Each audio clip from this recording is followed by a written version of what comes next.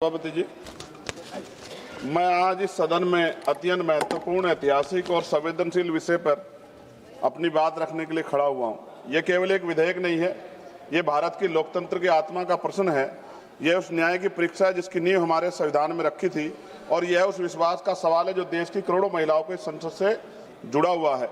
सभापति जी, मैं शुरुआत से स्पष्ट कर देना चाहता हूँ कि हम महिला आरक्षण के पक्ष में हैं और हम इसे महिलाओं का संवैधानिक अधिकार मानते हैं। लोकतंत्र में समर्थन और सवाल दोनों साथ चलते हैं। मेरी तो सरकार से मांग है कि आधी आबादी 50% है, 33% की, उनको बढ़ा के 51% कर देना चाहिए। जब बराबरी महिलाओं को तो सदियों से नहीं मिला, जो वो बढ़ के मिलना चाहिए। सरकार की और हाउस की ये मंशा होनी चाहिए सभापति जी। लेकिन आरक्षण से पहले सुरक्षा के बारे में तो बताना चाहिए कि एनसीआरबी का डेटा क्या कह रहा है।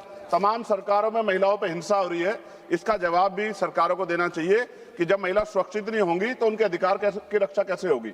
जब हम महिला सशक्तिकरण की बात करते हैं तो ये कोई नई सोच नहीं है, ये उस परंपरा की निरंतरता है जहां सावित्रीबाई फुले, मां रमाबाई, अहिल्याबाई होलकर, फातिमा शेख, झलकारी बाई, मां उदा पासी, अवंतिकाबाई लोधी, मां फूलन देवी जैसी वीरांगनाओं के संघर्ष हमारे सामने उदाहरण है।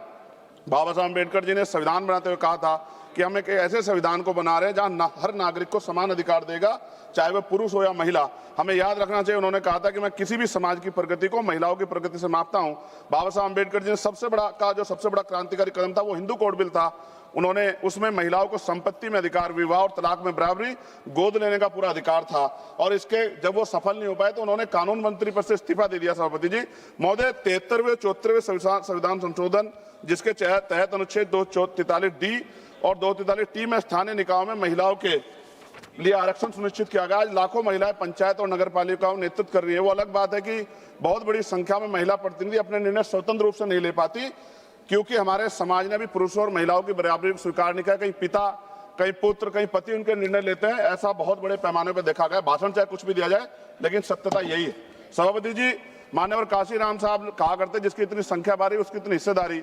इन्हीं विचारों की कसौटी पर अगर वर्तमान महिला आरक्षण कानून को परखा जाए तो स्पष्ट हो जाता है कि 33% आरक्षण आधी आबादी के साथ पूर्ण न्याय नहीं करता। और यदि 33% आरक्षण दे भी दिया तो सबसे बड़ा प्रश्न यह उठता है कि SC, ST और OBC और मुस्लिम वर्ग की महिलाओं को वास्तविक प्रतिनिधित्व कैसे मिलेगा, क्योंकि वर्तमान व्यवस्था में कोटे के अंदर कोटे कोई प्रावधान नहीं है। इसका सीधा अर्थ यह है कि आरक्षण उन वर्गों तक सीमित रह सकता है जिनके पास पहले से ही सामाजिक, आर्थिक और राजनीतिक संसाधनों तक पहुंच है। ऐसे में दलित, आदिवासी, पिछड़े और मुस्लिम वर्ग की महिलाओं जो सबसे अधिक वंचित है वो हाशिए पर रह जाएंगी, फिर से प्रतिनिधित्व से बाहर रह जाएंगी। ये न केवल महिलाओं के अधिकारों के साथ अन्याय है बल्कि सामाजिक न्याय की अवधारणा के भी खिलाफ है। आज जरूरत है केवल आरक्षण देने की नहीं बल्कि न्यायपूर्ण और समावेशी आरक्षण सुनिश्चित करने की है। आप तो कोटे में उपवर्गीकरण यानी कि कोटे के अंदर कोटे की बात करने वाले हैं, तो महिला आरक्षण में इसे लागू करने के पीछे आप लोग क्यों रह गए? क्योंकि जब तक सबसे वंचित महिलाओं को उनका हक नहीं मिलेगा तब तक कोई भी आरक्षण अधूरा ही रहेगा। ये लड़ाई केवल आरक्षण की नहीं, ये लड़ाई बराबरी, सम्मान और असली लोकतंत्र की है। सभापति जी, मैं इस सदन के माध्यम से हो रही चर्चा के बीच एक मूलभूत प्रश्न उठाना चाहता हूं। सामाजिक न्याय की वास्तविक स्थापना कैसे होगी? हम सब जानते हैं कि बाबा साहब अम्बेडकर ने दलितों और वंचितों समाज के राजनीतिक सशक्तिकरण के लिए पृथक निर्वाचन की मांग की थी। उसका स्पष्ट मत था कि जब तक दलित समाज में को अपने प्रतिनिधि स्वयं चुनने का अधिकार नहीं मिलेगा तब तक उनका वास्तविक सशक्तिकरण संभव नहीं है। लेकिन परिस्थितिवश पूना पैक्ट के कारण ये मांग अधूरी रह गई, क्योंकि गांधी जी अनशन पर बैठ गए थे। मैं इतिहास को नहीं दोहराना चाहता, लेकिन उस समझौते ने दलितों को आरक्षण तो दिया लेकिन स्वतंत्र राजनीतिक आवाज छीन ली। माननीय सभापति जी, बहुजन आंदोलन के महानेता काशीराम जी ने अपनी प्रसिद्ध पुस्तक चमचा युग में भी इस व्यवस्था की सीमाओं को उजागर किया है कि कैसे वर्तमान राजनीतिक ढांचे में दलित प्रतिनिधि अक्सर स्वतंत्र नहीं रह पाते, अपने समाज से ज्यादा अपनी पार्टी के प्रति समर्पित हो जाते हैं। यही हाल पिछड़े वर्ग के नेताओं का भी है।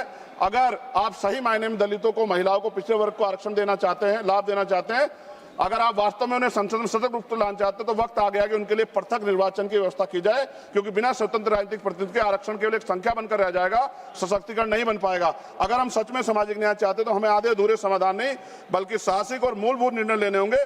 उसके लिए पृथक निर्वाचन की व्यवस्था करनी पड़ेगी। लोकसभा की तरह सभापति जी, राज्यसभा की सीटों में वृद्धि होनी चाहिए। वर्तमान में राज्यसभा की सीटें लोकसभा की सीटों के लगभग 45% है, इसलिए लोकसभा सीटों को बढ़ाने के बाद राज्यसभा की सीटें बढ़ाकर 850 का 45% यानी कि लगभग 383 सीटें होनी चाहिए।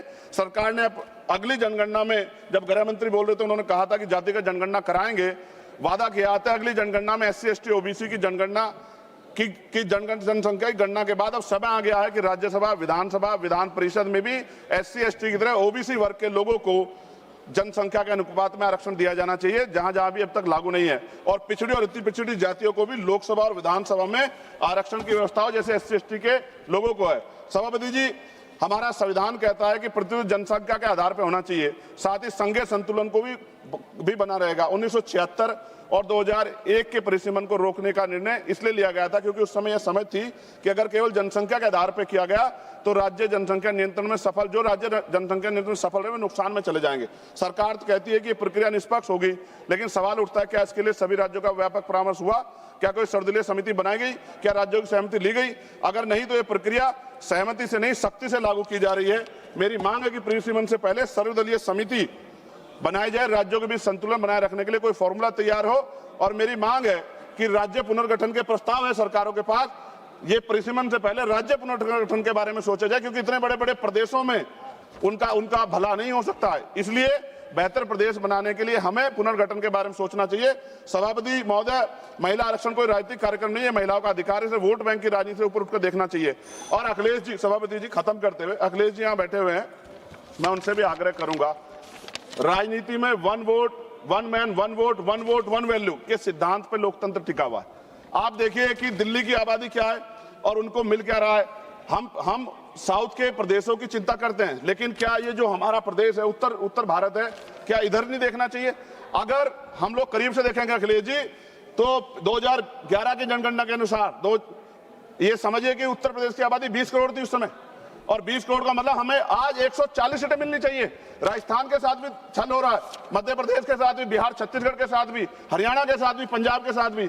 मेरी ये मांग है कि हम राजनीतिक भाईचारा निभाते हुए ये ना भूल जाए कि हमारे प्रदेशों के क्या हाल है। आप समझ के देखिए, एक MP कितने क्षेत्रों को कवर कर सकता है? इतनी बड़ी बड़ी लोकसभाएं बनी है।